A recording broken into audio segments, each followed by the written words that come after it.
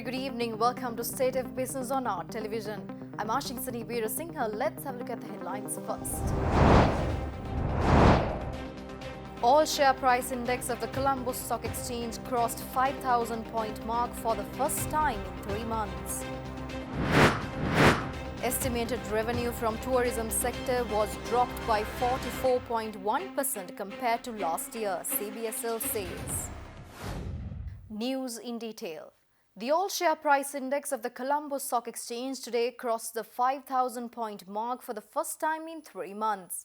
The main index gained 56.08 points at the end of trading day, reaching 5,046.5 points. The all-share price index of the Colombo Stock Exchange fell below 5,000 point mark on March 13th when the spread of COVID-19 cases started to escalate in the country. The total market turnover also topped 1 billion rupees today, backed up active trading seen in Hatton National Bank, Commercial Bank, Royal Ceramic Lanka and Lanka Oryx Leasing Company stocks.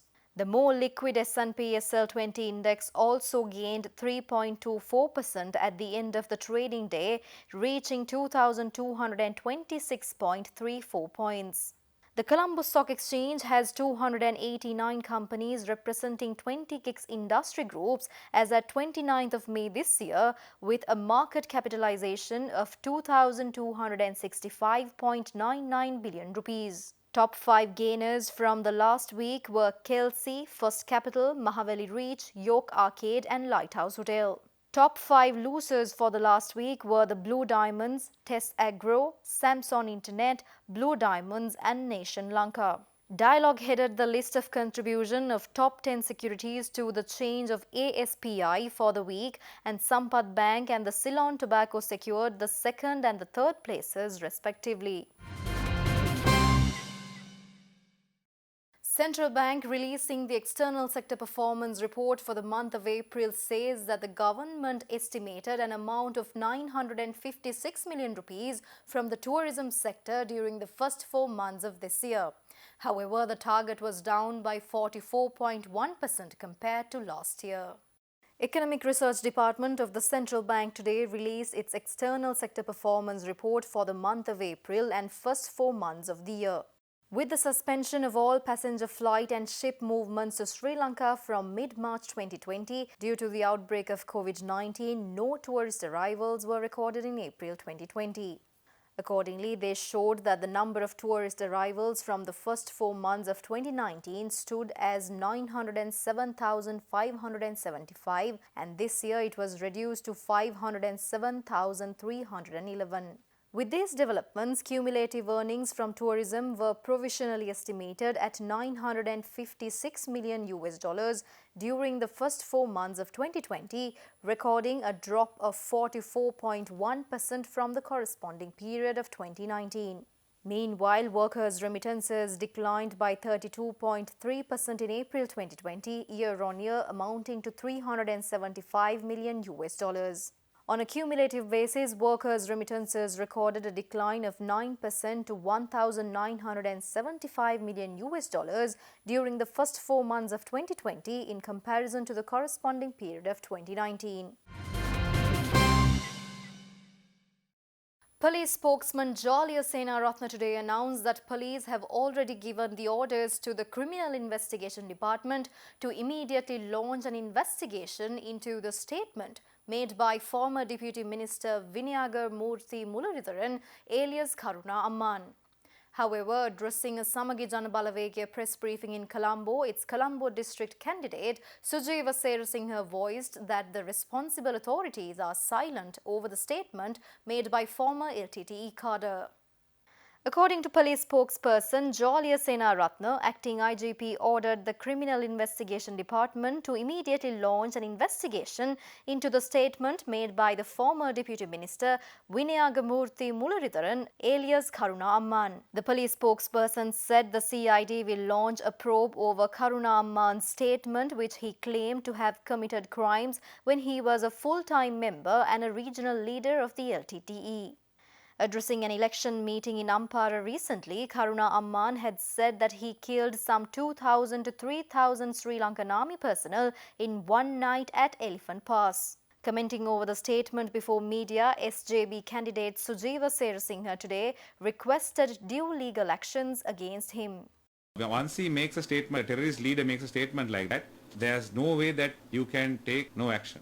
You have to take action. It's a confession, and we know that incident took place during that time, and we know that about 2,000 to 3,000 soldiers died in that battle. And if the terrorist leader says that he was responsible and he commanded the troops, LTT troops, it is very important that the government, the president, the prime minister, the defense secretary, attorney general take steps. And we have not seen even a statement from them. Stay tuned for more news after this short break.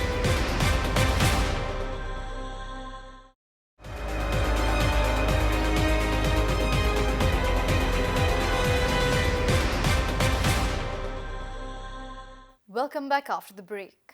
People's Bank announces that it has introduced a wide array of loan schemes to boost the government's development program, with most of the loan schemes offering single-digit interest rates.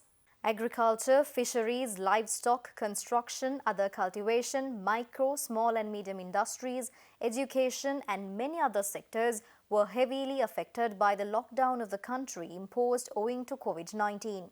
Thus, at this juncture, People's Bank has introduced a number of new loan schemes along with special concessionary interest rates for many sectors, with most of the loan schemes offering single-digit interest rates.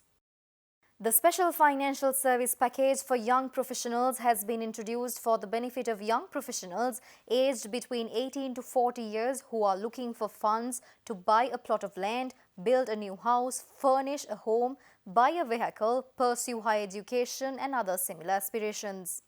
Professionals eligible for this loan scheme include doctors, dentists, veterinary surgeons, engineers, architects, accountants, IT professionals and software engineers and several other sectors.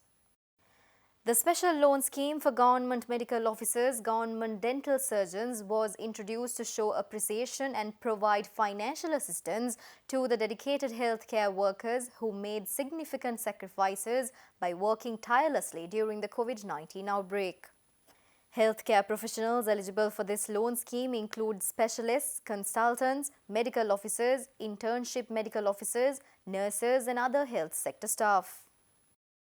People's Bank has also provided a number of new concessions to teachers in terms of loan amount and repayment period in the Guru Setha loan scheme.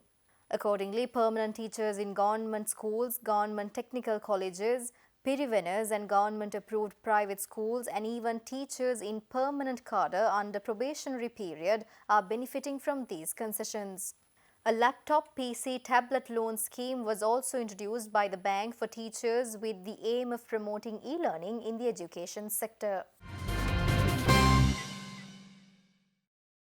Former Power and Energy Minister of the Good Governance regime, Patali Champika Ranawaka, accuses that the new 300-megawatt coal power plant in Norachole is a national crime, raising its legal and many other issues. දැන්ටමත් ප්‍රසිද්ධ වෙලා තියෙන නොරොච්චෝලේ ගල්ලංගුරු බලාගාරයේ පිහිටලා තියෙන තැන එම සමාගම ලවාම තවත් megawatt 300ක බලාගාරයක් ඉදිකිරීමට කටයුතු කිරීම. Cabinet ministers laging in the light of above, the approval of the Cabinet of Ministers is sought for. Authorized Secretary Power and Energy, Chairman BOI, Chairman CEB to ensure the implementation of construction of 4th unit of 300 megawatt coal power plant as an extension of the Lakvijay power plant as a joint investment by Chinese investors and Ceylon Electricity Board as a foreign investment project under which the equity contribution of CEB is also arranged by the investing company.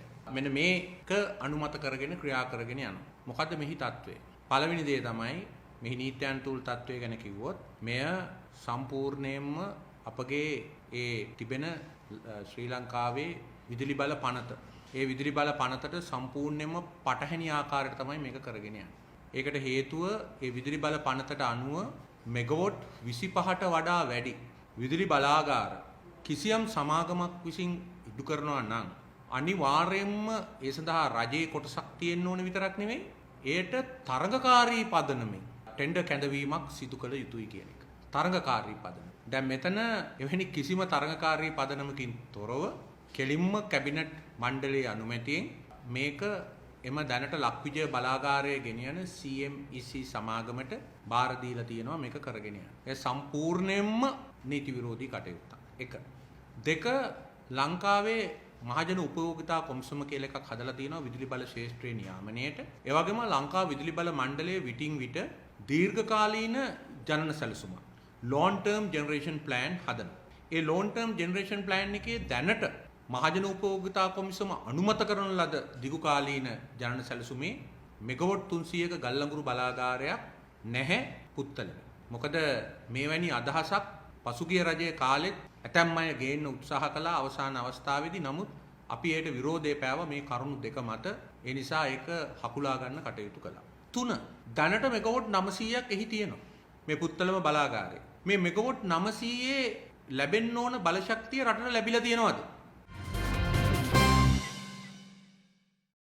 Former Finance Minister of the Good Governance regime, Mangala Samaravira, stresses that during President Mahinda Rajapaksa's first term, Mangala Samaravira, who was then Foreign Minister, was sent to Washington to ensure that Sri Lanka received the MCCE grant, but later the grant was suspended as Mahinda Rajapaksa's government did not prioritize in democracy and human rights. One-time Finance Minister Mangala Samaravira made these observations in an open letter sent to Prime Minister and Finance Minister Mahinda Rajapaksa. Accordingly, addressing the Prime Minister and Finance Minister Mahinda Rajapaksa in his letter, Mangala Samaravira added that President Gotabaya Rajapaksa's accusations to central bank officials had no basis and suggested he was unable to cope with the demands and strain of his great office. Former parliamentarian Samaravira noted that public humiliation of the CBSL officers is not acceptable since it tarnishes the honour and reputation of the institutions and officers that silently serve the public.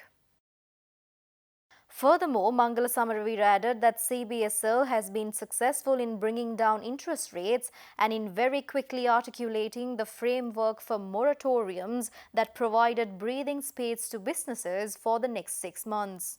In addition, they enabled refinancing schemes to provide working capital loans for SMEs at 4%. This was done whilst providing some cushion for the banking system by relaxing liquidity and capital thresholds, he further added. Pertaining to President Gotabaya Rajapaksa's demand for a monetary relief package from CBSL by the next morning, Samaravira is in the view that the President should have appointed an inter-agency working group to study the situation and present a plan of action. Dwelling upon the other issues, Mangala Samaravira stresses that Mahinda Rajapaksa, who was the then president, sent Mangala Samaravira to Washington DC to ensure that Sri Lanka received the MCC grant. Mangala Samaravira says, quote in, "Your senior advisor was coordinating the project in Sri Lanka. Unfortunately, because your government threw democracy and human rights in the dustbin, the grant was suspended. Do not make the same mistake today. If you present a credible economic restructuring plan, ensure human rights, democracy, reconciliation and the rule of law, you can create a COVID recovery fund that is many times greater than the 150 billion rupee fund so far promoted." Quote out. Stay tuned for stock updates after this short break.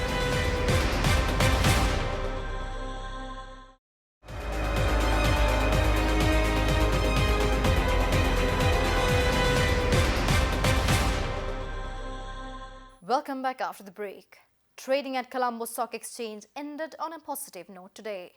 The all-share price index gained 56.08 points to close at 5,046.5 and the S&P SL 20 gained 64.82 points to close at 2,221.35.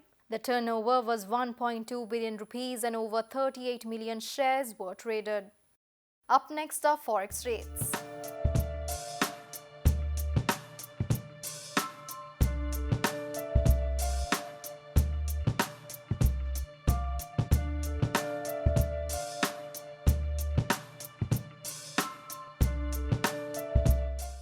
And that's all the news for today. See you again tomorrow with State of Business at the same time. Until then, take care. Good night.